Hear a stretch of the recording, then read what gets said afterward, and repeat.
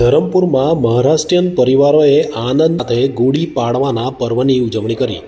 પ્રભુ ફળિયા, માચીવાડ, દસોંદી ફળિયા સહિત ધરમપુરના અન્ય વિસ્તારમાં રહેતા મહારાષ્ટ્રીયન પરિવારોએ ગુડી પાડવાના તહેવારની આનંદ ઉત્સાહ સાથે ઉજવણી કરી હતી।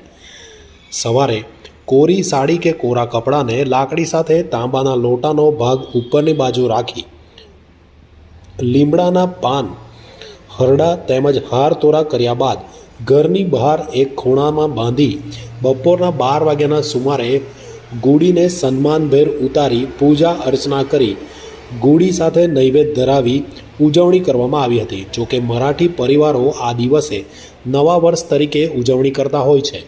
આજે મહારાષ્ટ્રીયન પરિવાર દરેક ઘરોમાં પૂરણપોળી, ખીર, રસોઈ, કુરડઈ, પાપડ, ભજીયા જેવી વાનગીઓ બનાવી ગુડી પાડવાની ઉજવણી કરવામાં આવતી હતી।